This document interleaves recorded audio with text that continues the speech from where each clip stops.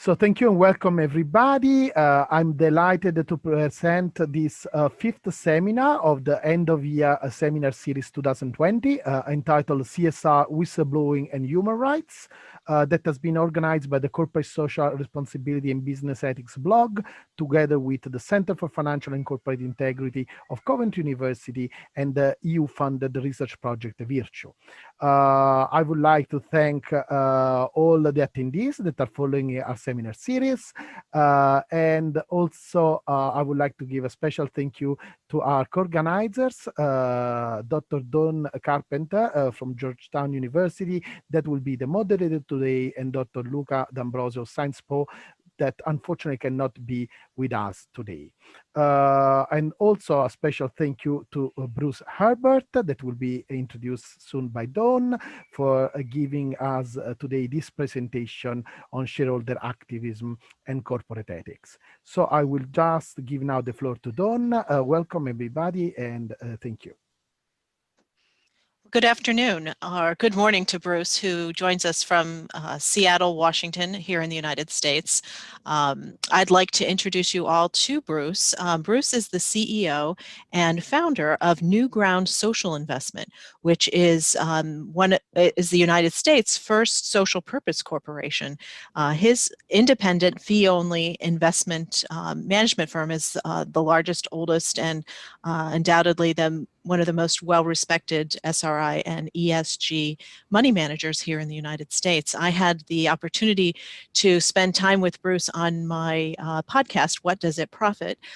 Some of that conversation will be reflected in Bruce's conversation with us today. I'd like to now introduce Bruce, whose career started actually with the venerable Merrill Lynch, and his time on Wall Street gave him perspective on how then he would launch this dynamic and new way of managing money. So Bruce, welcome to our program today. Thank you, Dawn. It's a real treat to be here, and I really appreciate the audience tuning in. And I'd be curious at some point if there's information about how widespread people are. I know I'm in Seattle, Washington on the Pacific coast, and if there are many different countries represented, or if it's mainly there around the university in the UK. But let's see. So, my background you went through pretty nicely, and I did begin my career with my alma mater was Merrill Lynch.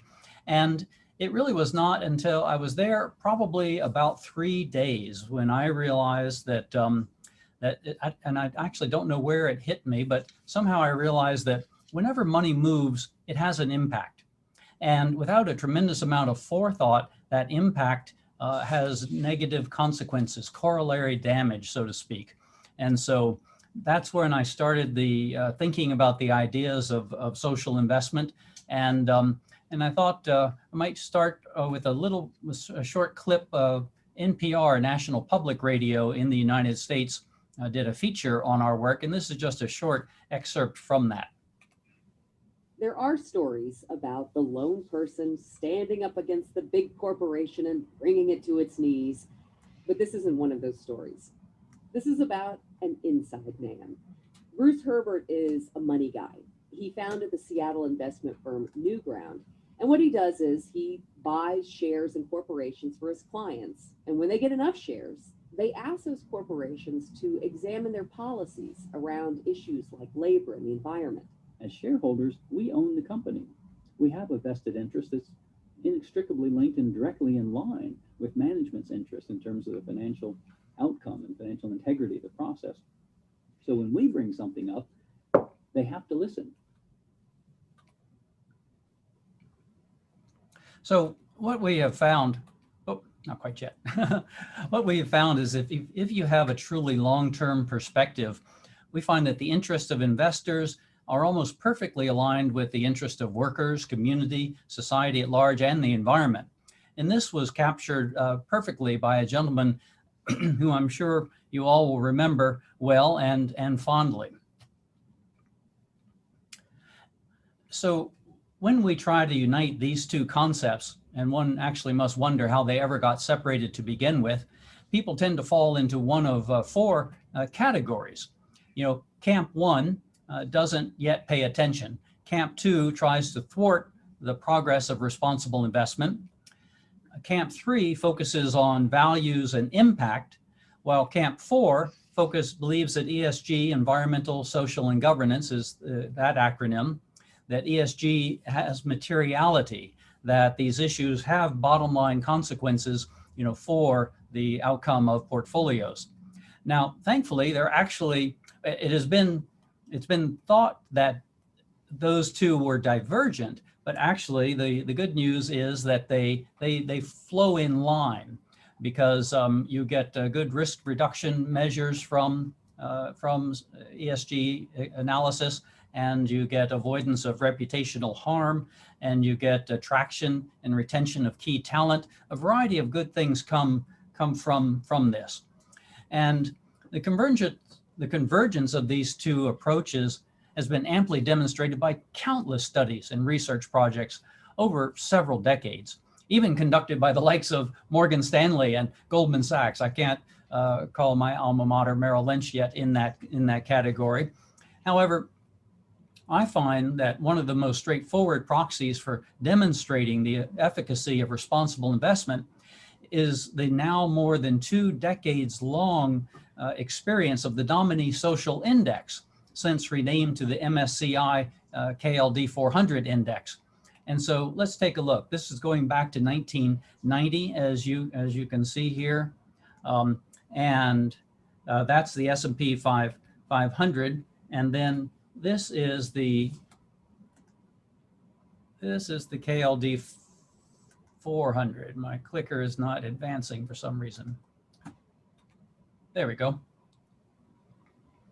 So you can see that over the entirety of that time, the index, which was created to be an apples-to-apples comparison to the S&P 500, has outperformed the S&P 500, which is key, because what this shows is that one need not give up return in order to invest socially. You can take into account a much broader array of concerns and considerations than Milton Friedman of Chicago School of Economics, said that the bottom line return to shareholders was the only thing that was worthy of consideration. Now, while investors do need return, responsible investors also want to avoid the kind of terminal outcomes that rapacious crusader capitalism seems bent on bringing to reality. Personally, I don't take much comfort in the idea of shareholder value at the expense of everything else. Now, let's start with just a basic: where do the rights of shareholders come from? That is what is the topic of this proposal. When a company goes to raise money, they have 2 main ways of doing it. They can either sell bonds, which brings money to the company, but bonds creates a debt from the company, to the bondholder. And bondholders are owed that money back. Now, banks are not very likely to lend money to a new startup, so most companies actually start out by capitalizing with stock. Now, with stock, the equity is given away. It is not owed back. If the company flounders, the founders of the company don't owe that money back, but they do lose some portion of control or ownership. And there's a very important bundle of shareholder ownership and governance rights that come with this. And one of those is the right to file a shareholder proposal. And one of the more interesting of those ownership rights is proxy access and that ability to file a shareholder proposal. And the basics of that is the current rules are: if you own $2,000 worth of stock, have held it for a year, you can file a shareholder proposal. There are a number of other limitations. It can't be longer than 500 words. It must address an issue of concern that's germane to shareholders at large. It can't be, self-interested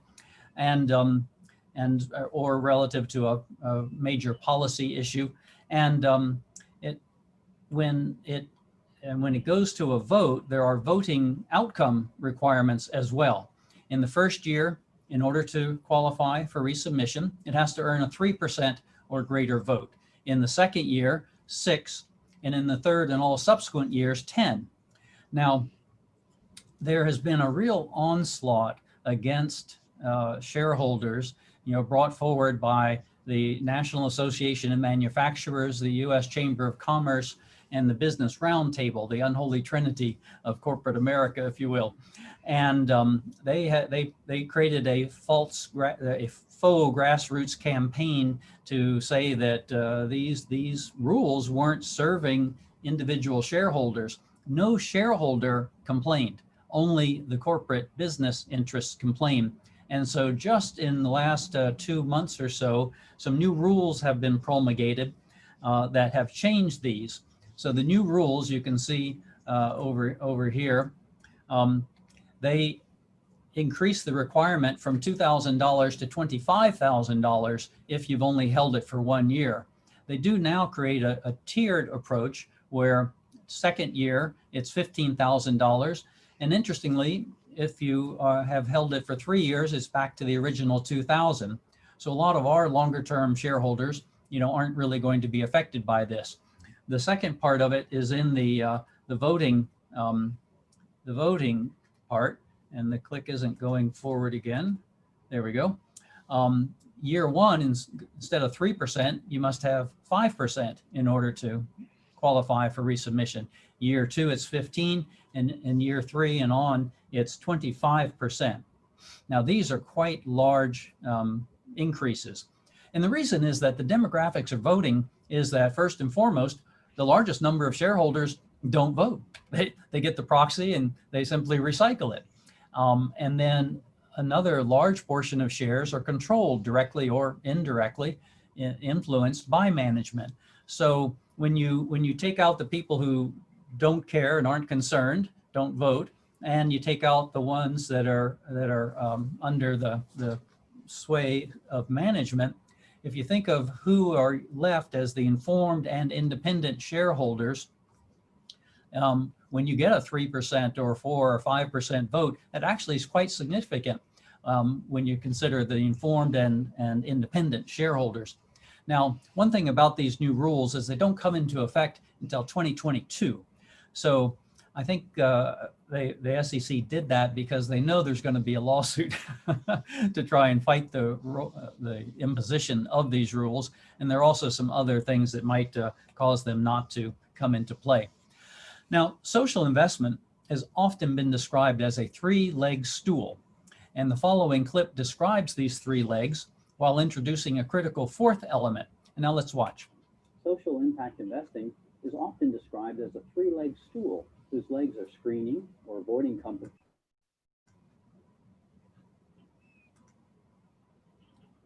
Oh, did it stop? An investor may not favor credit community impact investment, for which Muhammad Yunus was awarded a Nobel Peace Prize in 2006, and shareholder engagement, which is using our rights as the stockholders of a company to pry open that boardroom door, if you will, to the ideas and conversations that are not routinely entertained there.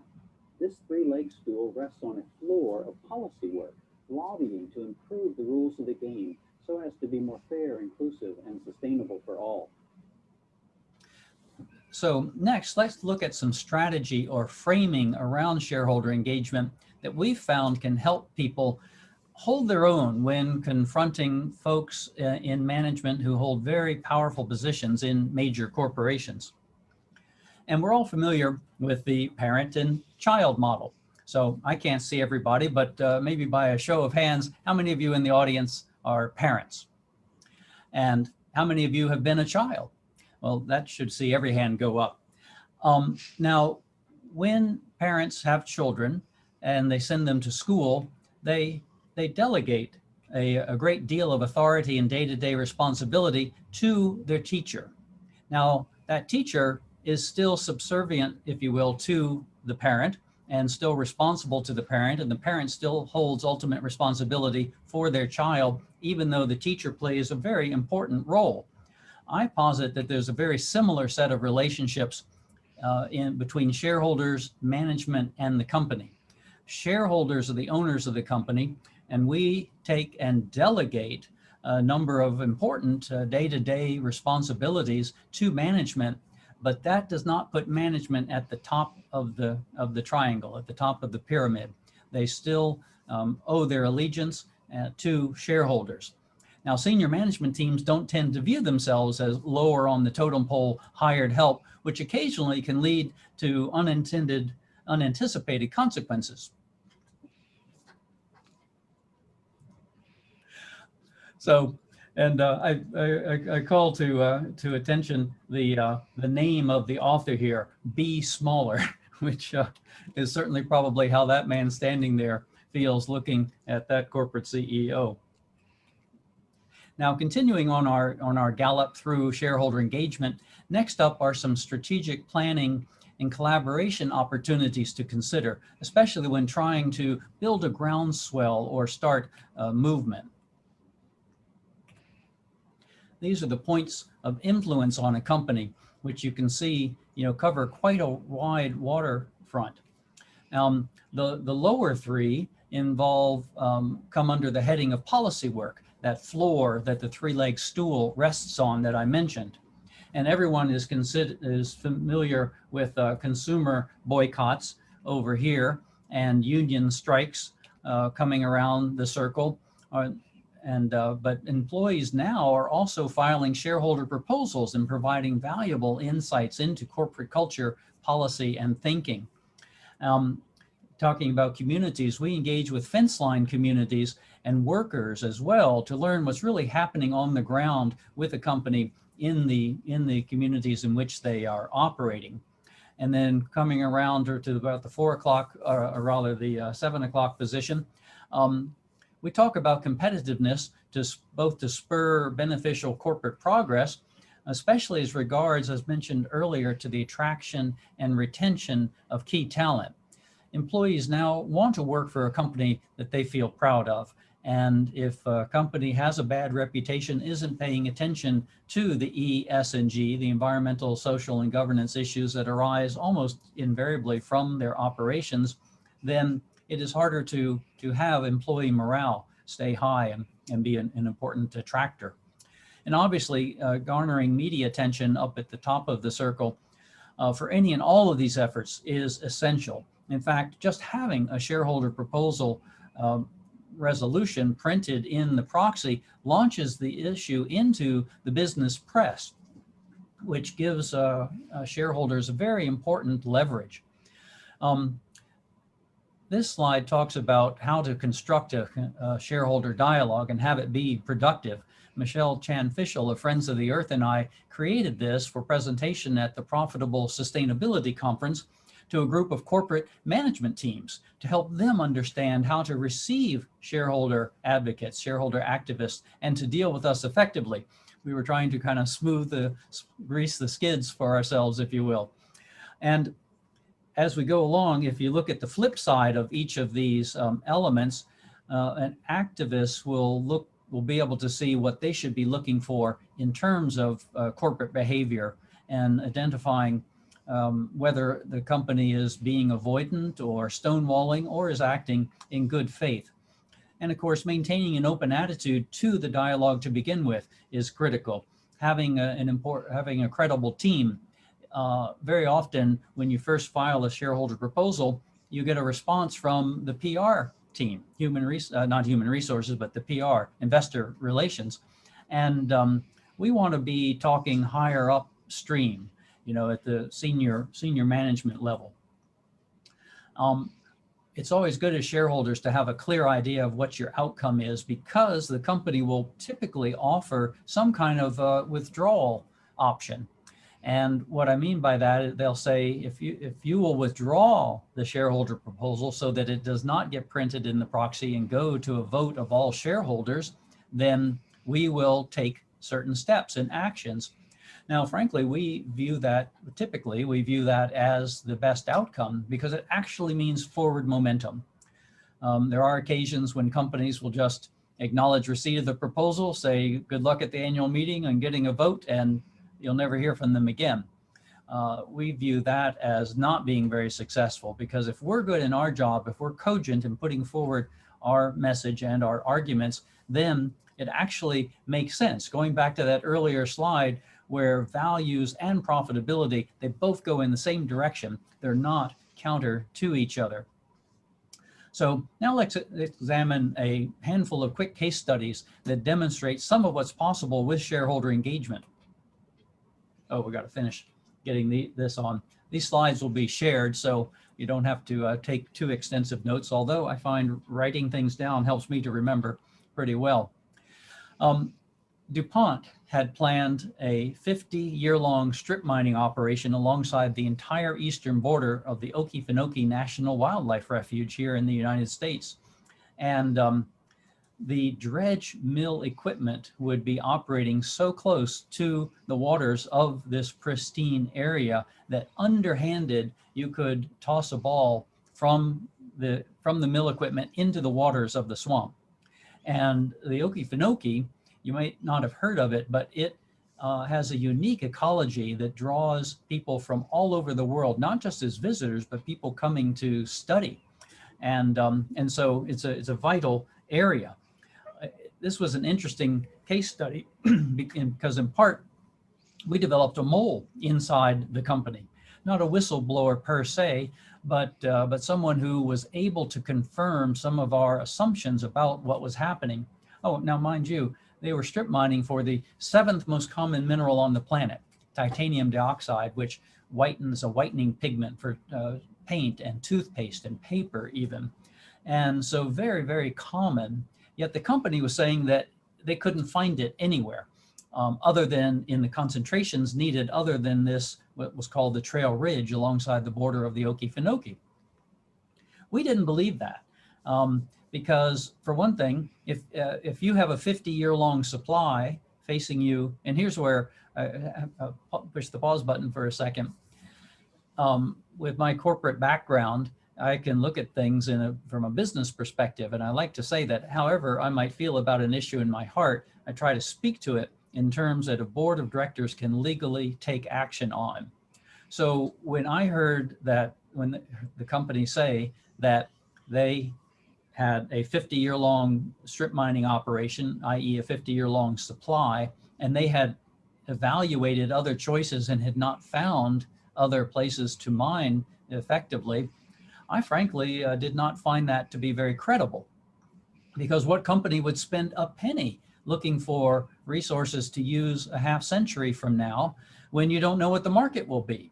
But we couldn't just say that the company wasn't doing that until the internal mole brought it to our attention and was able to confirm that they actually had not done anything of the sort. And so what was happening was the company was doing, I think, kind of a good cop, bad cop routine. They had one of the few women secretaries, corporate secretaries at the time, which is a very powerful position. And she was the good cop. A gentleman named Louise Lancaster. A gentleman named Paul Thibault was in my view, the bad cop. And he had global responsibility for environmental health, safety, and quality.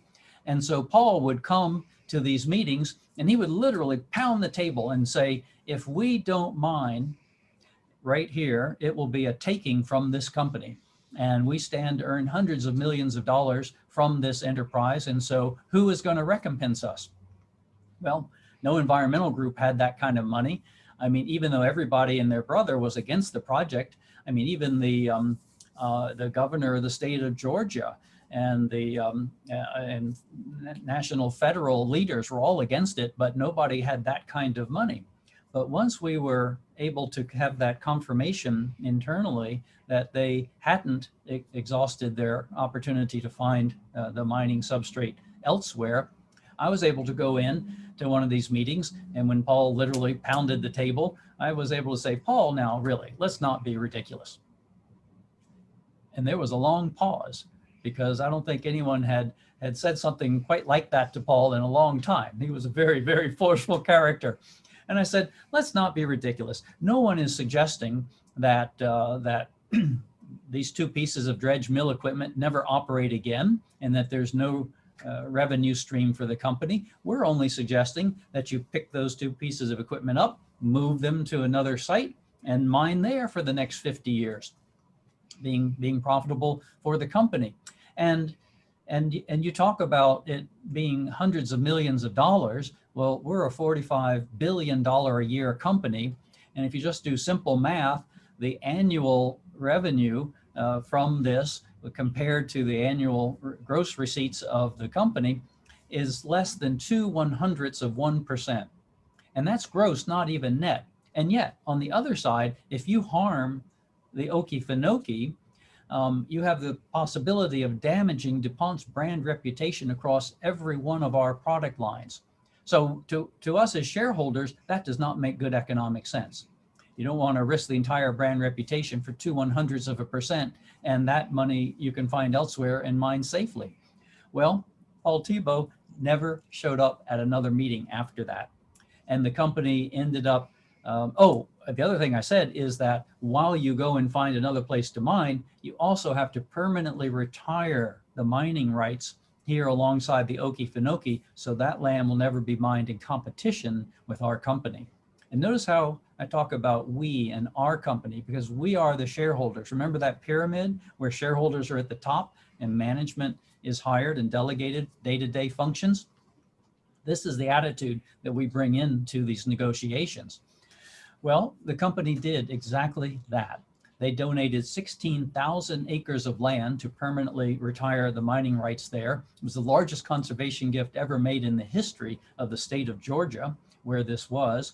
And they also, people do come from all over the world to study the unique ecology of the region. They donated $5 million for the creation of a world-class education center right there at the gates of the Okefenokee.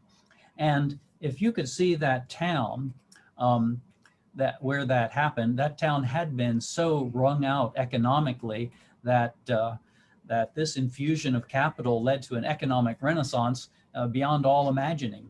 So it turned into a truly win-win outcome. The company is still mining and making its profits just in another location. They have garnered terrific kudos for their education center, and all is well with the world, so to speak. So that's an example of the type of outcome that's possible when you use shareholder engagement. We'll talk about a couple of other case studies briefly, but I want to point out that if we had been kind of the most traditional kind of socially responsible investor, we would have sold the shares and didn't like what the company was doing. We would have sold the shares of stock and then come along and the company would have continued doing exactly what they're doing. They wouldn't have known that there was any alternate view. So we view our ownership, we have rights of ownership. We feel like we also have responsibilities of ownership. And that is actually to try and help the company become a better actor. In this way, I liken it to a family. You know, a family tries to encourage good behavior in their children and discourage bad behavior in the kids. And so we try to do the same with corporations, because like it or not, we don't have the option of sending either kids or corporations back from whence they came. So we have to deal with the cards that we've been dealt. And in my estimation, using our rights as shareholders as opposed to selling shares and walking away is a more effective way to try and gain traction on the ground and create some lasting positive transformation. Another quicker example is Champion International had a mill down in North Carolina that was about 3 miles from the border of Tennessee on the Pigeon River. And they were dumping chlorine-laden effluent into the river, and it was poisoning the river down to such an extent downstream that no cannery would buy crops from fields that were adjacent to the river for some 75 miles downstream from this mill. Now, North Carolina had the regulatory authority over the mill, but people in Tennessee were suffering all of the ill effects. And so we brought forward a shareholder proposal, and long story short, the company ended up selling the mill to its workers. So it became a worker-owned cooperative. They stopped using chlorine-based bleach. There are a variety of different bleach reagents, including oxygen and hydrogen peroxide in widespread use in Europe. And you probably know that chlorinated compounds top the priority pollutant lists of virtually every country on Earth. and the downstream is now livable again. Now, I would not go and stick my cup under the effluent pipe of that mill and drink it, don't get me wrong, but things are so significantly improved, and there's equity and justice in this circumstance, writ large. So the third episode that I'll talk about is pesticide use in potatoes at McDonald's. Now, this is kind of interesting for a variety of reasons, but I stepped ahead of myself. We approached them on studying integrated pest management and other pesticide reduction strategies. And we had a senior scientist of the World Wildlife Fund on our team who had global knowledge of integrated pest management and other reduction strategies. And he knew what was happening all across the world in that regard. And so the company initially challenged at the SEC. When I talked about the basics of the rules, those are all set forward by the Securities and Exchange Commission, and they have some procedures for blocking, having shareholder proposals be blocked or their proposals omitted from the proxy. So McDonald's actually challenged at the SEC in a quasi-legal proceeding to block our shareholder proposal. And you can listen to a video about it, which will come a little bit more later. Pardon me. But before long, we convinced them that they actually would benefit from talking to us. I said, we understand that you challenged, you want to preserve your rights under the law, but what we don't understand is not being invited to dialogue. Because whenever pesticides and McDonald's are used in the same sentence, that's bad for shareholder value. So that brought them to the table. And when they realized we had important resources, they withdrew their challenge. And we withdrew the proposal once they had a written agreement to conduct a pilot project. This pilot project was for 10% of their potato supply chain. And it went forward so well. Oh, there was a key moment when they were starting down the path. And you know how you can be talking to somebody on the phone and kind of your intuition sort of tells you that something's up? Well, the gentleman who was responsible for implementation of this process, Mitch Smith, he was talking. And now, mind you, I'd never met Mitch in person. We had only encountered each other over the phone. And this is before the age of Zoom. But I stopped Mitch mid-sentence. I said, Mitch, tell me, when did this stop being an interminably long series of to-do items on a very large project list and start being something that you genuinely cared about? And there was this long pause. And I swear when he spoke again, he was misting up a little bit. And he said, I think that this project will make the world a better place for my grandchildren. And that's when I knew that the project had legs, because we had found an internal advocate, which is a key part of our shareholder engagement strategies, is to try and uncover an internal advocate who can take it into the company and not just us pushing from the outside. And also important, he had said that within the listing of all of his compatriots, all the other teams that were working on this large-scale initiative, giving them permission to adopt a wider lens, not just the narrow lens of what it costs in the next 90 days, the next quarterly earnings report, but a broader lens of environmental and societal good. And that was actually in the best interest of the company. So that was a key and pivotal moment.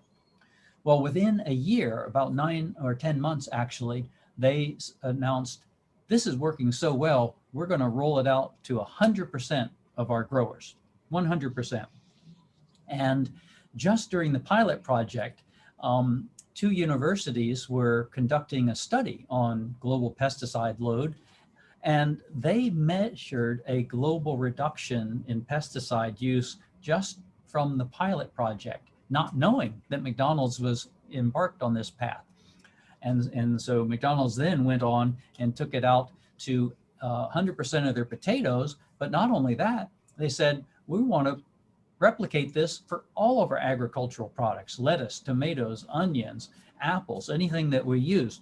And then, so there's now worldwide adoption. All their consortiums in Europe and as well as Asia and South America have all now adopted these kinds of principles and procedures. And the last thing they said really is they said, this should not just be a McDonald's initiative. It really should be a worldwide one.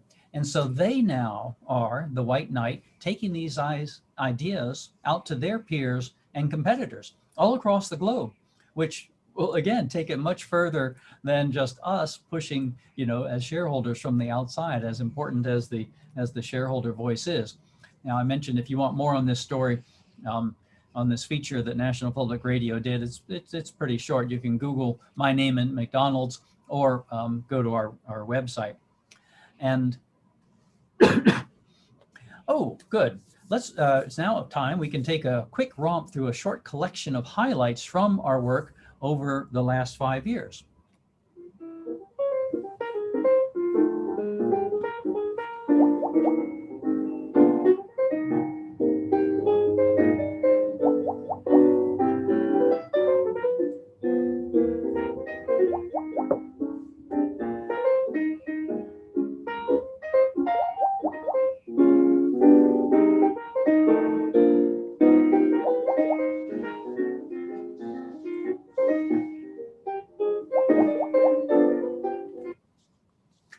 So there we are. It's just, we did that for our 25th anniversary celebration, which was last year. So now I know you've all been wondering when I was going to say something about the recent US election, which is still in Donald Trump's mind going on. Well, there is plenty that could be said, but I thought that what follows might capture much of the essence of it, while also providing some comic relief before heading into the most dense slide that we're going to cover today.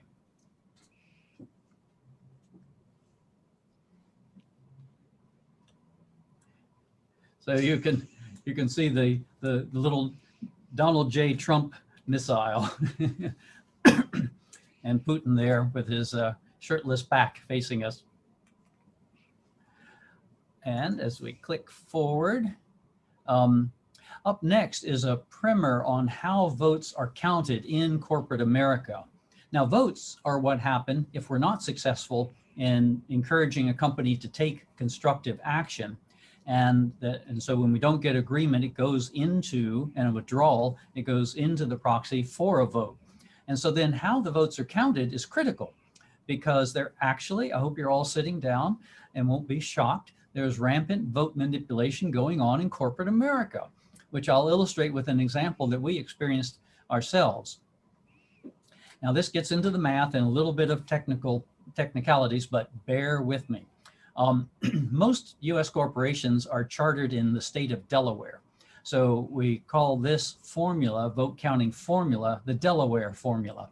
And so if you have a shareholder proposal, you're counting the percentage of votes for your proposal.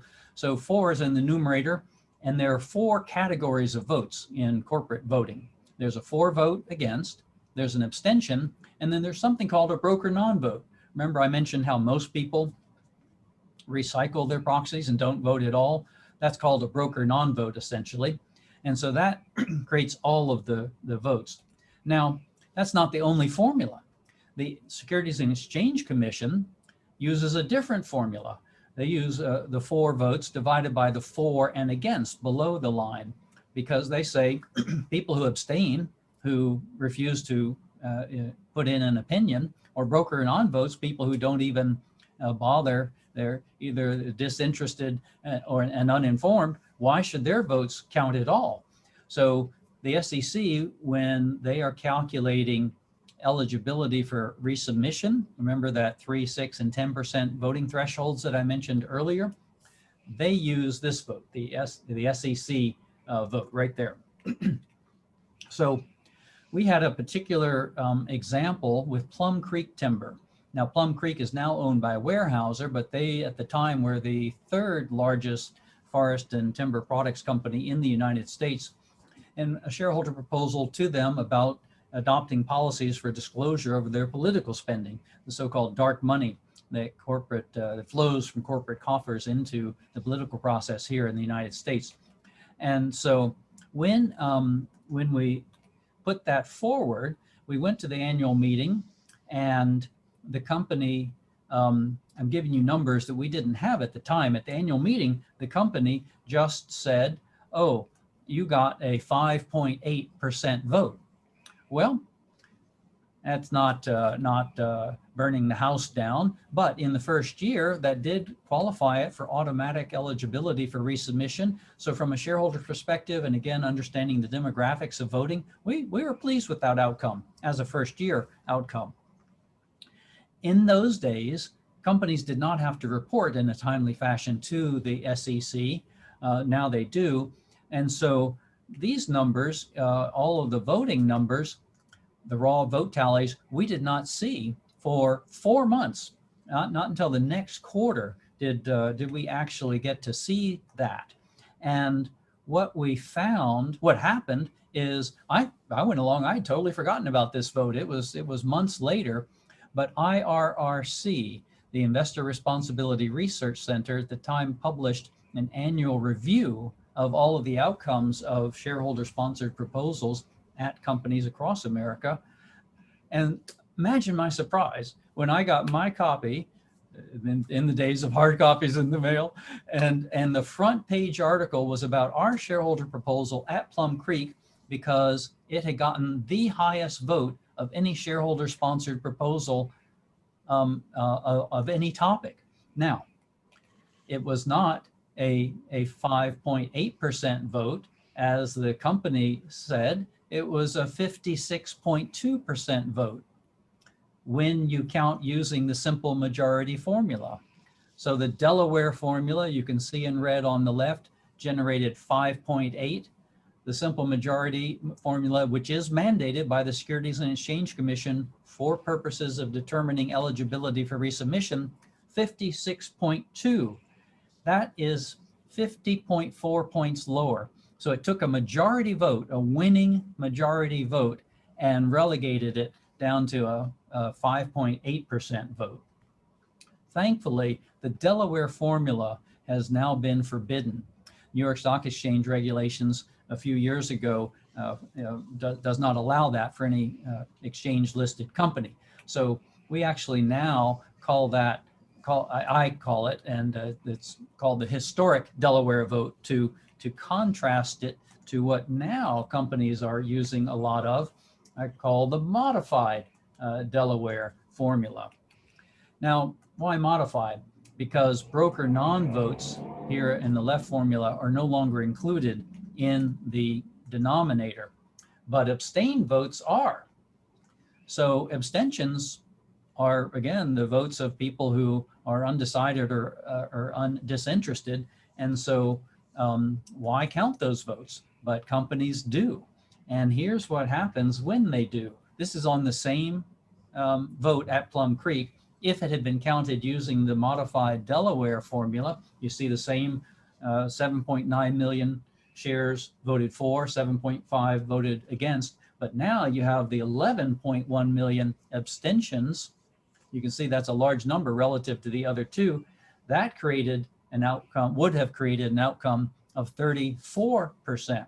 So it still diminishes significantly the outcome, in this case by 22.2 points, lower than the simple majority vote. Now, the remarkable thing in my eyes is that companies don't just pick one or another of these formulas.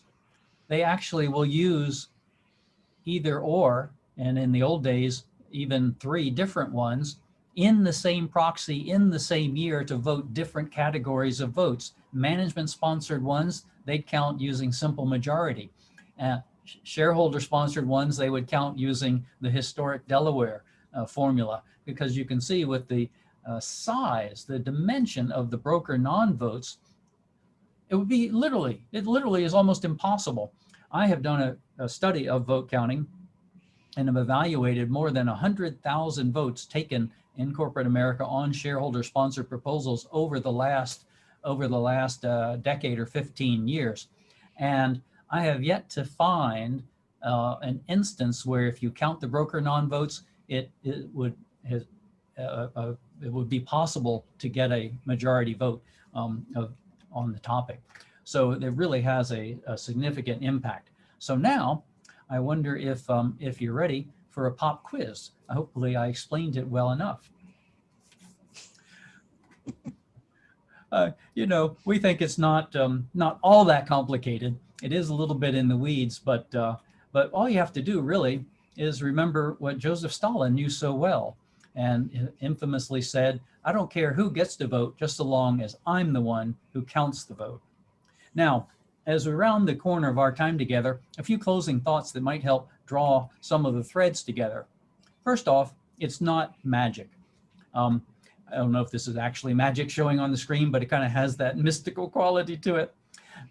There are 4 interconnected activities that progress along a continuum of involvement, leverage, and influence. Calvert, and so this first one, knowing what you own, different firms can help in that regard. Calvert, the large mutual fund company, has a know what you own tool.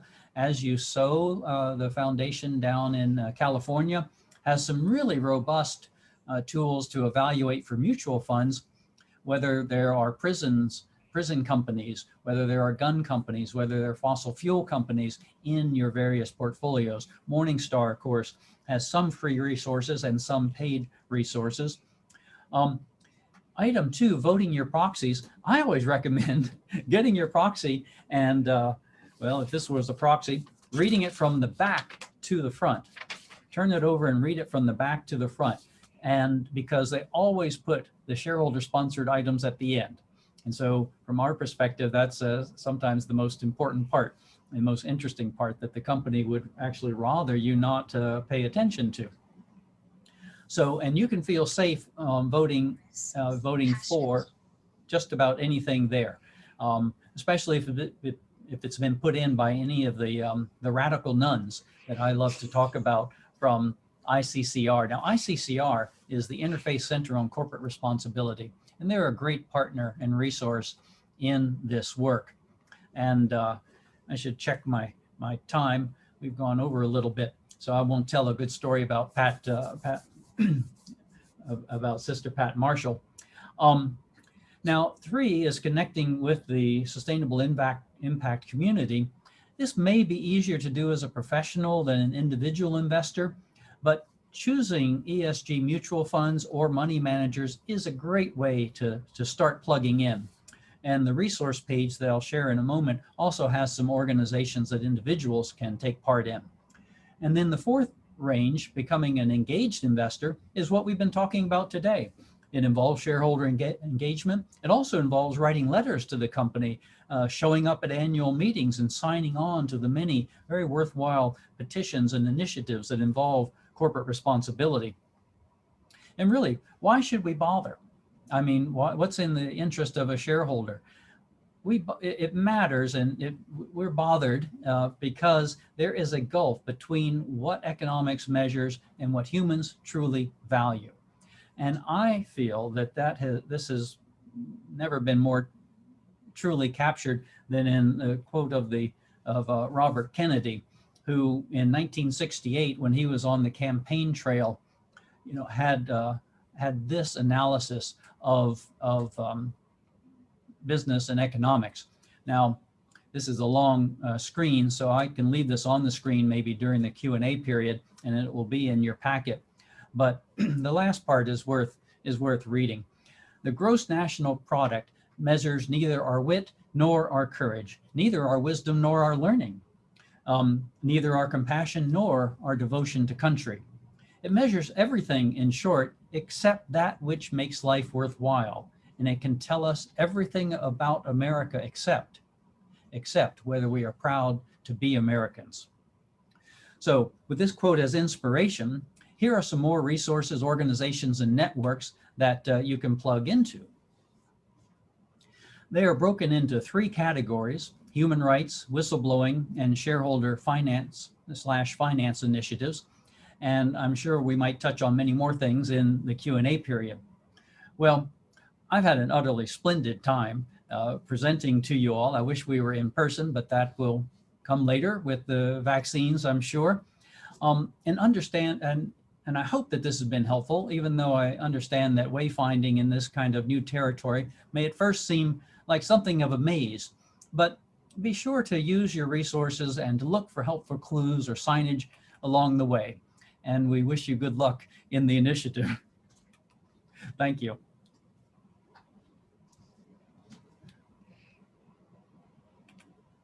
So now I think we can go into question and answer. And since we're hosted by a university, I thought a traditional chalkboard might be an appropriate image for this. Thank you, Dawn. Bruce, thank you very much for your preparation and putting this presentation together. I have found every time I engage with you, I learn something new. So I thank you. Costa, would you like to offer up our first set of questions to get us going? Thank you, Don. Yes, it will be a pleasure. Thank you so much, Bruce. It was a brilliant presentation and also an extremely interesting presentation. And I was thinking about what you said a lot, and I would like to know what are your thoughts about some potential limits that I see right now in the shareholder engagement. Two of them, I think, are more structural, whereas one is more real life empirical. So as regards the first one, when we decided in corporate governance to do not rely anymore on managerial power because we understood that is untenable, and as you said, we shouldn't put the managers on the top of the triangle, and you're right. We tried our best to go towards enlightened shareholder supremacy, but we failed. We failed because what you express, you said that very clearly when you made the calculation of the votes, the broker not votes. So basically that in the other system of corporate governance, like in the United States and United Kingdom, we have this huge amount of scattered investors that actually do not have the time, the will, the skill, the knowledge. Also, because you know very well, you were also pointing it out very cleverly, because of the asymmetry of information that you was a victim to, that exists in the corporate world. So basically, the thing is that de facto they won't be responsive. I think this huge majority to the four clever ways you are suggesting them to follow.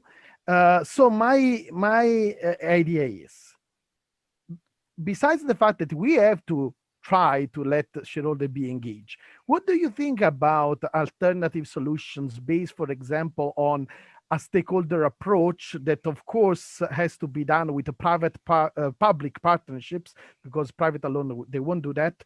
So through, for example, the enactment of tailored and wise piece of regulations that push for a more, more value as stakeholder engagement. That's the first limit. The second limit is about, what about the privileged shares? I mean, you know very well that there is freedom on contract. There can be some corporation that have one share with attached 1 million votes. How do you cope with this? I mean, in a structure like that, how there could be shareholder engagement? Now, the third thing that I found incredibly interesting is the convincing point, because that's always the most important thing that when we speak about CSR, how you can convince the board. And the case about DuPont was incredibly successful, incredibly interesting, but was relying on something that was the potential reputational damage that the company can suffer. Now, how this can be applied to the vast majority of companies where reputation is totally, zero, because we don't know even what are their name, and they can change name, and they are pipeline constructions company, like the one involved in the Dakota Trump idea, and that where this corporation, I never heard about them before, and they can change name, and so reputational damage will be zero. And also there is another issue that I was discussing with my PhD student, Stephen Holden, about the fact that nowadays reputation is not so important anymore in politics, but also in the corporate world. And especially when you look at high concentrated markets, like smartphones, for example. Apple, they don't pay taxes all over the world. They are unaffected. Samsung, they are enmeshed in a corrupt scandal of national level, they are unaffected. So how we can cope with this? So where reputation is not important anymore. So these are the 3 points of discussion. Well, I'm here. I'm available for another 7 hours, so I think we can have a really good deep dive into these things. If I captured, if I may, it seems like some of the gist of what you're saying is a little bit of pessimism over the possibility or the probability of these things coming to fruition in the way that that we might want.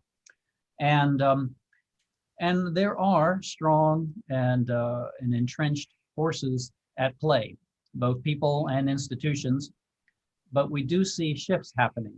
And it does go back to this slide, because there are more and more constituencies that are awakening every day. I'd like to say that every piece of bad news awakens a new constituency to a desire to use their money in a profoundly different way. And so I meant to put together a slide, but didn't, so my apologies. But just last week, or maybe it was just 2 weeks ago, the US SIF, the Sustainable Investment Forum, the Trade Association for the Responsible Investment Movement, issued its new trends report. And they do every 2 years a report of the advancement of the industry and dollars that are invested in this fashion. And so it reported, I believe it was a 48% increase from the prior biennial period. Now, for these 3 biennial periods, 6 years ago, there was a 76% increase. And then compounding on top of that was a 33% increase, 2 years ago, and then just in the last 2 years, a 48% increase on top of that. So now, between 1 in every $3 or $4 invested professionally is invested in America with some form of consciousness involved. And so institutional investors are now becoming engaged in profoundly different ways than they ever have been before. And when they ask a question, when a major shareholder,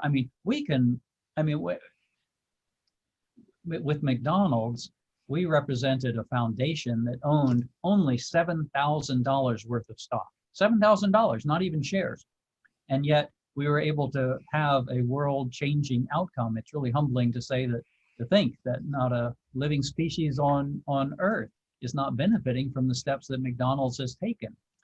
And so, as powerful as that tool is for us and why we practice and use it, when the large institutions get involved, it can be a game changer.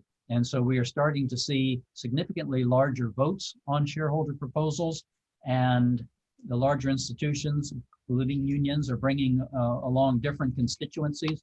So I think that stakeholder capitalism is on the rise. I actually would, maybe it's just I'm an eternal optimist.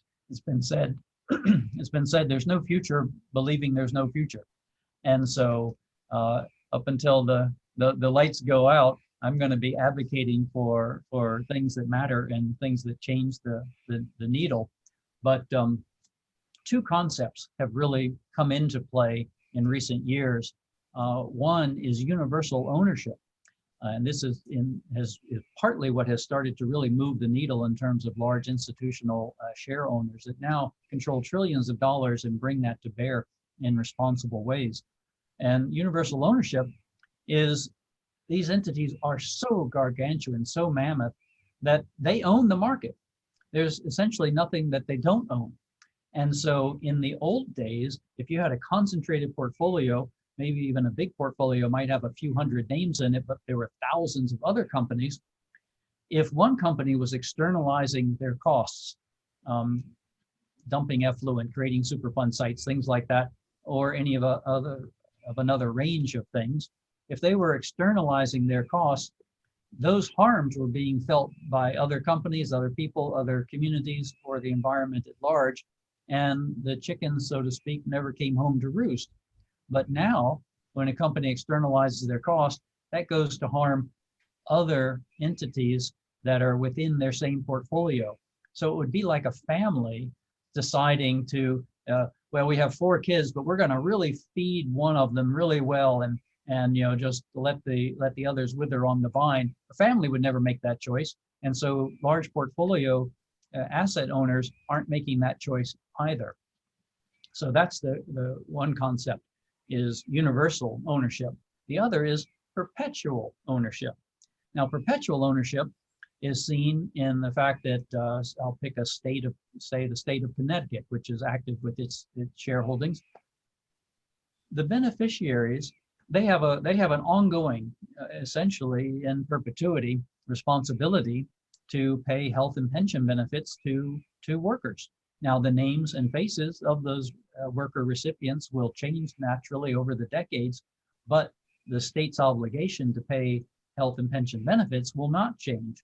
And so they and other institutional investors are awakening to the idea that we're going to own these companies on into perpetuity. And so they are asking fundamentally different questions of companies now than they used to. They really didn't ask these questions 10 or 15 years ago. And the question they're asking is, Company X, are you operating in such a way as to allow us to fulfill our obligations in perpetuity? And so when you ask a company a question like that in that way, you're fundamentally asking about, are you operating in a sustainable way over the long haul? I like to say that all of these issues, if you have a truly long-term perspective, which just about everybody in finance purports to have, they claim to have a long-term perspective, but their actions actually demonstrate something different, that they are more focused on the next quarterly earnings report 90 days hence.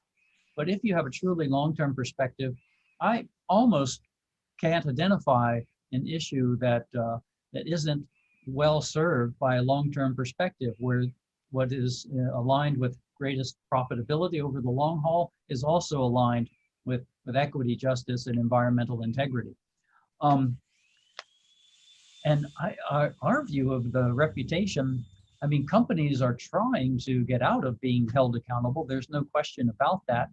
But the noose is tightening, in part because the millennial crowd is very interested in working for companies that they can feel proud of. And so you'd see issues. You mentioned the Apple tax issue. Well, we've actually filed in that quick run through of a number of proposals. One of those was for Apple, challenging them about their tax policies. And there's now even federal legislation that creates disincentives for tax offshoring. That was a really big thing a few years ago, and it's much less so now. And in terms of corporate malfeasance, one example that I might bring up is Wells Fargo. Colleagues of mine at New York State, they're about $146 billion pension fund, and Pat Doherty is the shareholder advocate manager of that. And 3 years ago, I guess it was, they filed a clawback provision proposal that if the company was involved in anything, there was nothing on the horizon that they were thinking about, but they just thought it was a good governance idea, that if people in the company did something that was really wrong, any gains that they personally made from that could be clawed back. Well, then that was passed, and a year later is when that credit card scandal blew up, and the company's stock precipitously went down. All kinds of bad things happened.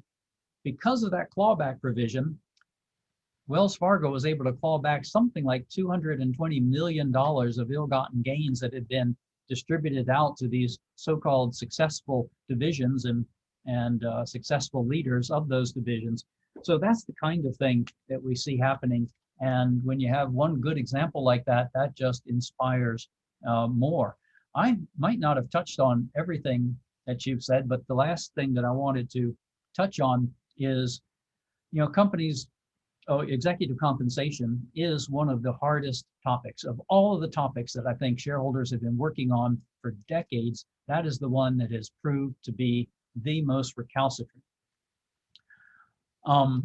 And as you know, I'm sure, the pay ratios, average or median, to executive comp is so far out of line in America, much more so than Europe or Asia. But I can only imagine how much worse it would be if I and colleagues hadn't been talking to companies across the board on this for decade after decade. But we've been going to funders. You mentioned the Dakota Access Pipeline, DAPL, and we actually filed shareholder proposals with Goldman Sachs, and others filed with all of the other funders of that, the bankers and the lenders who made that possible, and got from them agreements, new principles and priorities and evaluative tools that will keep that kind of circumstance from arising again. Didn't solve entirely the problem on the ground there, as we all know, unfortunately, but it does prevent that from happening again, or at least gives the tools for it to be prevented. We've done similar things with Costco involving land acquisition and development. They now have board level policies that cover that anywhere they're operating in the world. The one thing that brought it to our attention, has happened. We can't go back and change history, but we can change the future course of history if we engage in these kinds of ways. I will stop there, and if that didn't capture everything. Thank you, Bruce. It was fantastic, your answer. Thank you so much. Sure. Well, then this might be a very nice segue to offer the floor to our participants. We've started to see some very interesting questions in the chat. Costa, are we at that point? Yes, so we will stop now the recording. Thank you, Bruce, so much for this presentation. Thank you, Dawn, for the moderation, and we will go now to the question and answer time without recording.